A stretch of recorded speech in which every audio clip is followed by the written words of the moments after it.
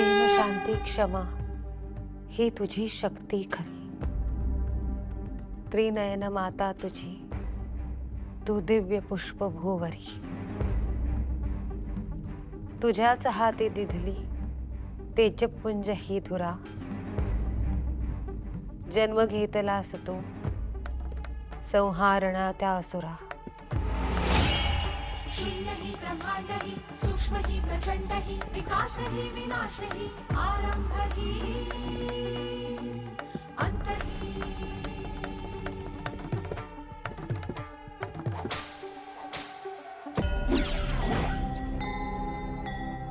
मात्रा तसु भरही जरी युद्धासमयी बदलता निष्फळ ठरे हे अस्त्र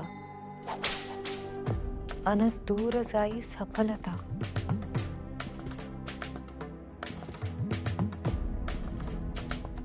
इति श्री पंचपिटिका महिमा समाप्ती।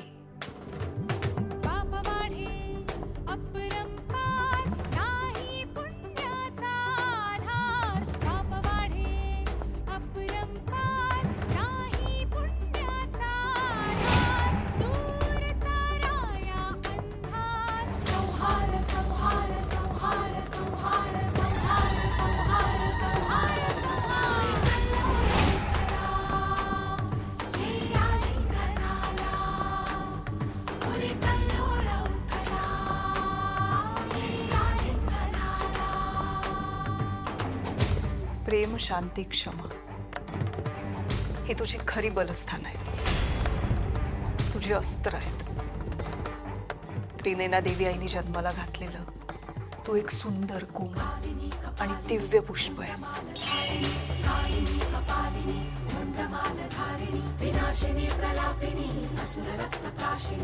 तुझ्याच हाती दिधली तेजपुंज ही धुरा। जन्म घेतलास तू संहारण्या त्या असुरा।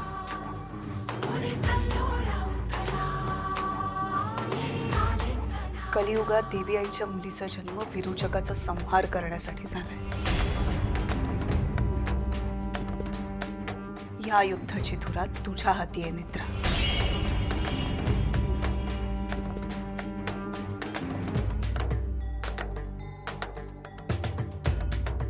जलशांत ही जलरुद्र ही जीवन तैसे ते मरणही। भूमीस तू व्यापते अन शमवते अग्निसही। तू जलतत्व आहेस। जल ज्याप्रमाणे शांत असतं त्याचप्रमाणे ते रौद्रही असतं। जल नवनिर्मिती करतं तसंच जल विध्वंसही करतं विनाशही करतं। भूमीस तू व्यापते अन शमवते अग्निसही।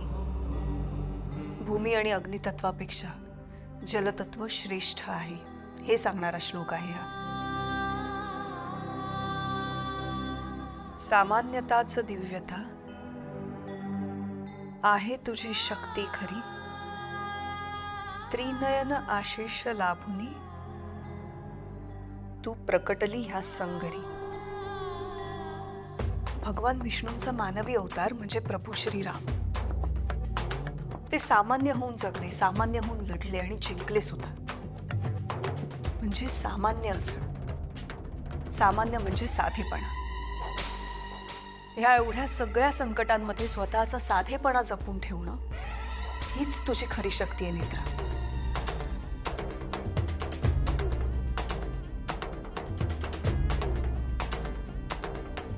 त्रिनयन आशिष लाभुनी तू प्रकटली ह्या संगरी। संगर म्हणजे युद्ध। नेत्रा, ह्या युद्धासाठी तुला त्रिनयना देवीचा आशीर्वाद आहे।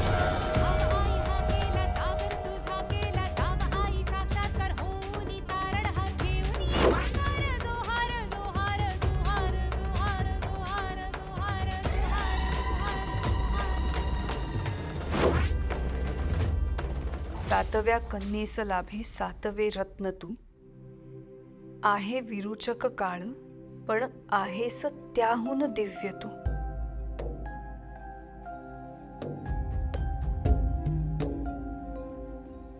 त्रिनयना देवीच्या 7व्या मुलीची 7वी मुलगी दिव्य आहे.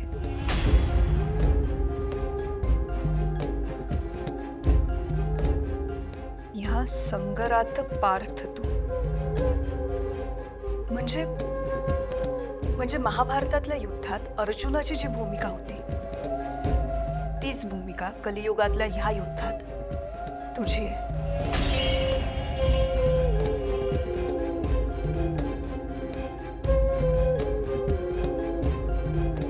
या समरातील श्वास तू ढळलीस ना जर क्षणभरी घेशील दैत्या घास तू. हे युद्ध तुझ्याशिवाय लढलं जाऊ शकत नाही. नेत्रा, ह्या युद्धात असे अनेक प्रसंग येतील जेव्हा तू खचशील. देवी आईप्रती, तुझ्या कार्याप्रती तुझी श्रद्धा ढळेल. पण जर तू खंबीर राहिलीस तरच या युद्धात तू यश मिळवशील.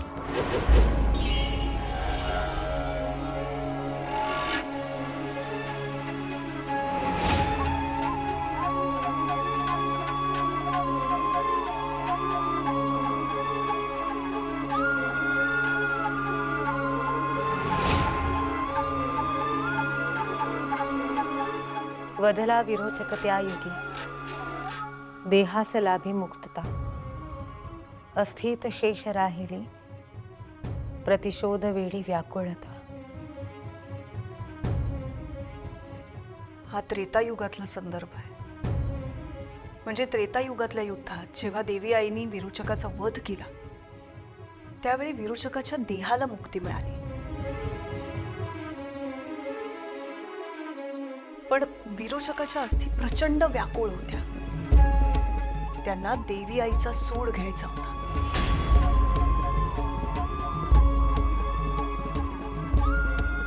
अस्थितुनी त्या पातकी कट्यार एक जन्मले त्रिनयन देवीकडे त्राहिमाम मागू लागले.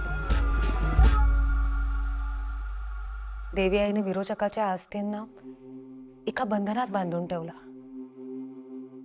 त्यावेळी त्या अस्थी देवी आईकडे मुक्तीची याचना करू लागल्या. देवी आई याचकाला कधीच निराश करत नाही. देवी आई दयाळू आहे. त्यामुळे देवी आईने विरोचकाच्या अस्थींना त्या बंधनातून मुक्त होण्यासाठी एक वरदान दिलं. करुणाजीच्या ठाई तिने वरदान एक अर्पिले. वदण्या विरोचक कलियुगे अस्त्र तू हे योजिले. देवी आईने त्या अस्थि कट्यारीला वरदान दिलं की कलियुगात जेव्हा विरोचकाचा अधमीपणा वाढेल तेव्हा विरोचकाचा वध करण्यासाठी तिचा अस्त्र म्हणून वापर केला जाईल. म्हणजे विरोचकाच्या अस्थींपासून बनवल्या गेलेल्या कट्यारीचा वापर विरोचकाचाच वध करण्यासाठी होणार आहे.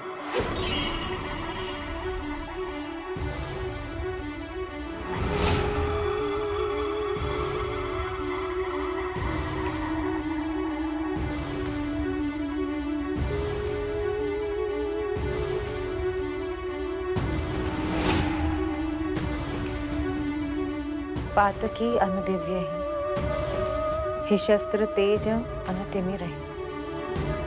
दिव्य वारसा तरी येथे विरोचक वास आहे.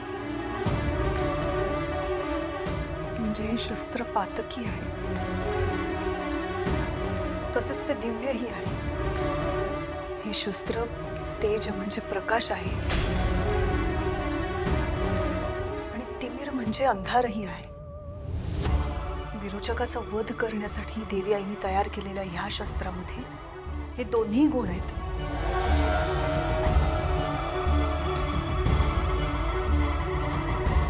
आणि हे अस्त्र दिव्य आहे कारण तिला देवी आईने घडवलंय. पण ते अस्त्र विरोचकाच्या अस्थींपासून बनलंय आणि म्हणूनच त्या अस्त्रामध्ये विरोचकाचं अस्तित्व आहे.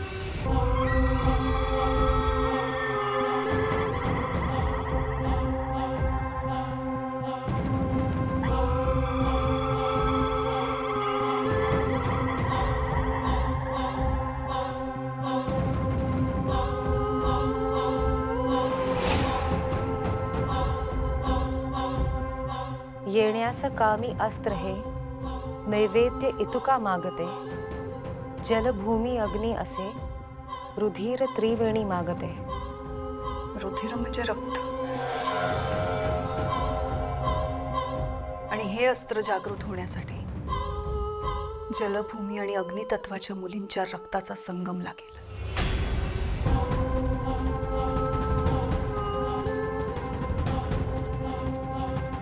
रुधिर त्रिवेणी अर्पिता अवतरे मग दिव्यता दैत्यास लाभे काळही इतकी असे मग भव्यता. बरोबर. म्हणजे तिघींचं रक्त लागल्यानंतरच ती अस्थिकट्यार जागृत होईल. आणि एकदा का ती अस्थिकट्यार जागृत झाली की त्या कट्यारीने विरोचकासारख्या असुराचा वध करता येईल.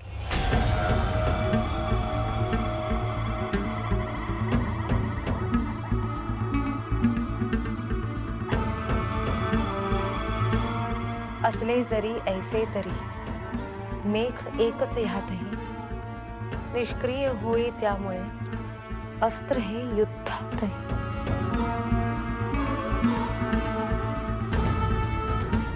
अशी अडचण येऊ शकते की ज्यामुळे ऐन युद्धात हे अस्त्र निष्क्रिय होऊ शकतं. म्हणजे या युद्धाचा शेवटही सोपा नसणार आहे. घेईल अस्त्र हाती जो भान हे त्यासी हवे मात्रा भुजांची दोन अन दोन पग त्यासी हवे.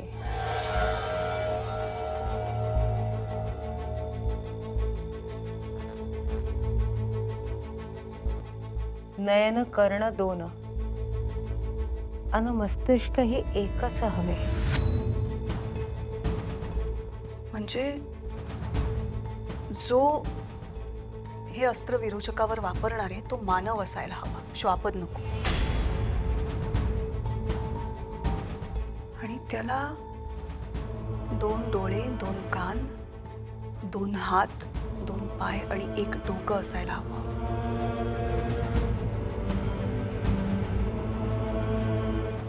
मात्रा तसु भरही जरी युद्धासमयी बदलता निष्फळ ठरे हे अस्त्र अन दूर जाई सफलता. इथे श्री पंचपिटिका महिमा समाप्त. म्हणजे हे समीकरण जरा जरी चुकलं तरी ते अस्त्र निष्फळ ठरणार. विरोचकाचा वध करता येणार नाही. म्हणजे ही अस्थिकट्यार वापरूनच विरोचकाचा वध होऊ शकतो. पण ही अस्थिकट्यार आहे कुठे? ह्यात काहीच लिहिलं नाहीये त्याबद्दल. पण मग अस्थिकट्यार पेटीमध्येच असायला हवी ना. आणि ती एवढ्याशा पेटीत कशी असेल? ती कुठेतरी दुसरीकडे असायला हवी. मला वाटतं मिळेल.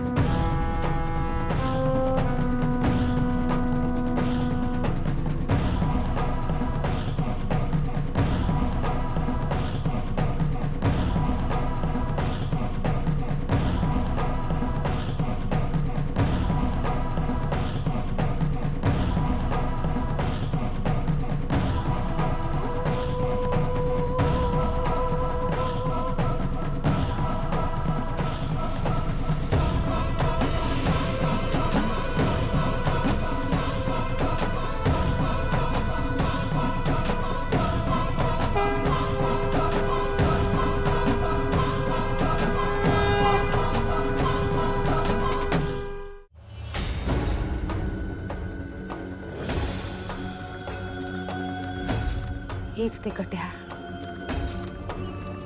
ज्याने विरोचकाचा वध होईल.